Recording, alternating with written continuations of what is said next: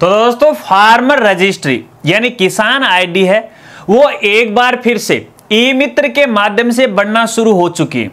आइए किसान आईडी को लेके जो नया अपडेट है उसके बारे में आपको बताता हूं और इसके साथ साथ आपको ये जो किसान आईडी है इसकी क्यों आवश्यकता है, इसके क्या फायदे और क्या नुकसान है वो इस वीडियो में आपको बताने वाला हूं।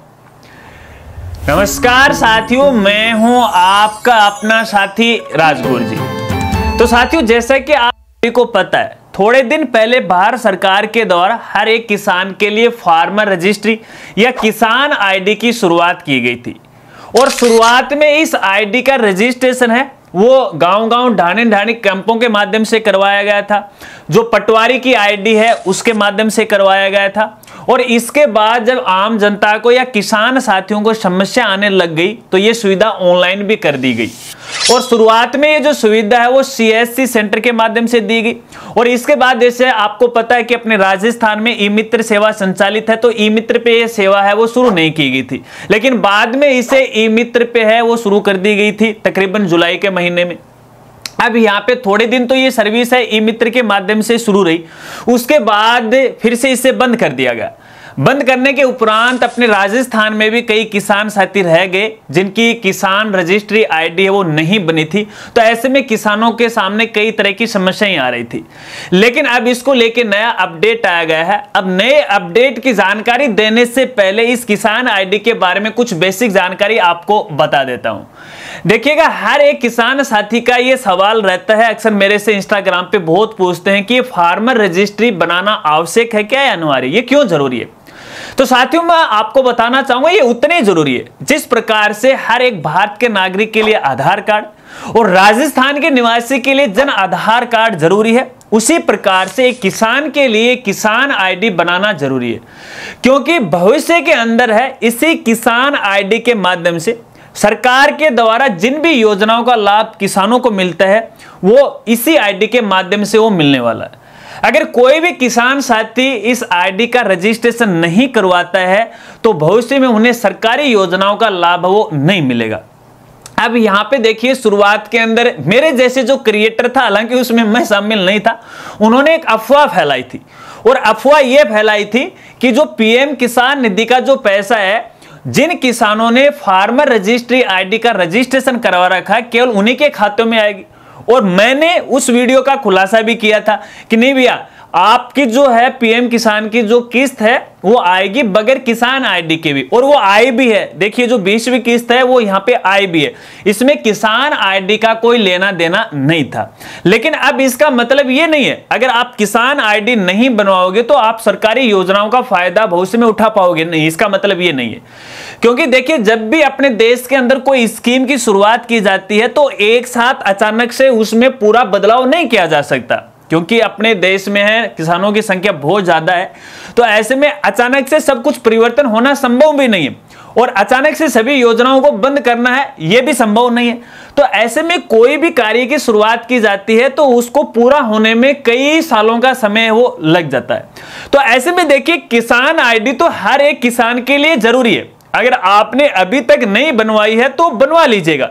अब कई किसान साथियों ने देखिए पहले किसान आईडी तो बना ली, अब उनको खुद को ही नहीं पता है कि अपनी किसान आईडी है वो अप्रूव हुई है या नहीं हुई है, वो जनरेट हुई है या नहीं हुई, क्योंकि ये 11 अंकों की एक यूनिक आईडी होती है किसान की, ठीक है। तो ऐसे में आपको बनाना यहाँ पे सबके लिए जरूरी है, कभी भी आप लीजिएगा। और अभी की हाल ही की मैं बात करूं तो देखिए, अभी ग्रामीण सेवा शिविर हैं अपने राजस्थान में लगे हुए हैं, हर ग्राम पंचायत में लग रहे हैं। इन ग्राम पंचायतों में भी एक बार पुनः है ये जो किसान आईडी हो बनाई जा रही है। अगर आपके गांव के अंदर भी ये जो शिविर लग रहा है तो वहां पे कृषि विभाग का कोई भी कर्मचारी होगा तो वो बना सकता है, पटवारी के माध्यम से भी आप ये किसान आईडी बना सकते हैं, ठीक है ना। तो वहां से आप ये बना सकते हैं, ये आपके लिए एक सुविधा है।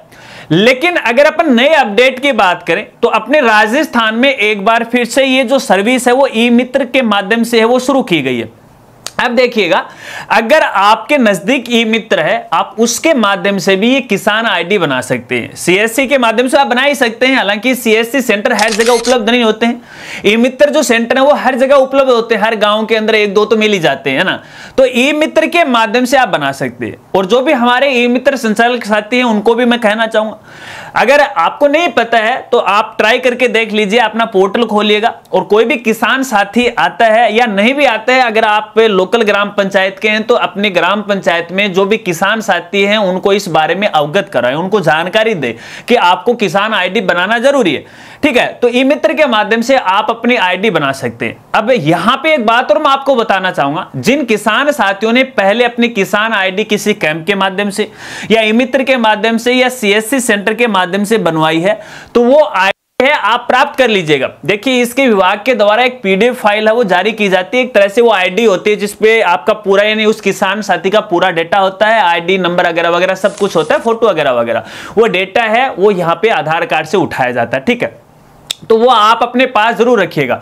और भविष्य में जब भी आप किसी भी सरकारी योजनाओं का लाभ लेना चाहते हैं, आवेदन करना चाहते हैं, तो ये किसान आईडी आप जरूर डालिएगा। लेकिन फिलहाल यदि आप ये किसान आईडी बनाने जाओगे ना, तो यहां पे देखिए हर एक किसान का जो डेटा है वो 40% कम से कम सही होना चाहिए। अब इसका मतलब ये, क्योंकि ये जो आईडी किसानों से जुड़ी है और ये जो आईडी है अपनी जो कृषि भूमि है, जमीन है, उसके माध्यम से बनती है, तो आपकी कृषि भूमि की जो जमाबंदी है उस जमाबंदी के अंदर किसान का नाम है वो सही होना चाहिए। इसके साथ साथ यहां पे आपका जो आधार कार्ड है उसमें भी नाम सही होना चाहिए। कहने का मतलब आपकी जमाबंदी के अंदर के आधार कार्ड में दोनों जगह पर आपका नाम सही होना चाहिए। अगर वो मिसमैच है तो उसको पहले अपडेट करवाएगा। आपको लग रहा है कि जमाबंदी में नाम गलत है तो उसे सही करवाएगा। अगर आपको लग रहा है कि जमाबंदी में सही है लेकिन आधार कार्ड में गलत है तो आधार कार्ड को अपडेट करवाएगा। अब साथियों, एक और खास बात आपको बताना चाहूंगा, जैसा कि यहाँ पे अपने राजस्थान में ग्रामीण सेवा शिविर वो लग रहे हैं, यदि आपकी जमाबंदी में आपका नाम गलत है तो इन शिविर के माध्यम से करा लीजिएगा, बड़ा आसानी से हो जाएगा। अन्यथा यदि बाद में आप तहसील के माध्यम से, कोर्ट के माध्यम से कराओगे तो आपका खर्चा तो होगा ही होगा, लेकिन इसमें आपका बहुत समय खराब हो जाएगा। उसके बाद कहीं जाके ये संशोधन होगा, लेकिन ये काम तुरंत है इन शिविरों में हो जाता है।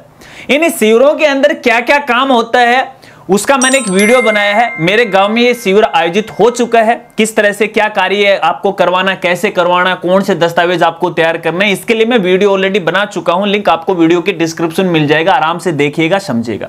तो ऐसे में जब भी आप ये फार्मर आईडी बनाने जाओ ना, तो अपना डेटा पहले चेक कर लीजिएगा, क्योंकि जमाबंदी के अंदर अधिकतर किसान साथियों के जो नाम है वो गलत है। और गलत इसलिए हो रहे हैं, देखिए लाड प्यार की वजह से हम अपने घर परिवार गांव के अंदर एक ही व्यक्ति के दो नाम है वो यहां पे रख लेते हैं। अब जो डॉक्यूमेंटली नाम होता है या दस्तावेज में जो हमारा नाम होता है वो कुछ और होता है, जिसके बारे में बहुत ही कम लोगों को पता होता है, कई बार तो अपने घर वालों को भी पता नहीं होता है। और गांव के अंदर जो प्रचलन में हमारा जो नाम होता है वो कुछ अलग होता है, तो कई बार जो प्रचलन का नाम है ना वही दस्तावेजों के अंदर है चढ़ जाता है। और जब इसका वेरिफिकेशन किया जाता है, जो भी हमारे दस्तावेज होते हैं, जैसे कोई जन्म प्रमाण पत्र, आधार कार्ड, एजुकेशन के जो सर्टिफिकेट होते हैं, उनसे ये मिसमैच हो जाता है, तो बाद में आपको परेशानी आती है। तो आप चेक कर लीजिएगा कि आपकी जमाबंदी के अंदर है आपका नाम, पता, एड्रेस या जो भी है वो सही है या फिर गलत है। गलत है तो पहले अपडेट करवाएगा, उसके बाद फार्मर आईडी बनाना है।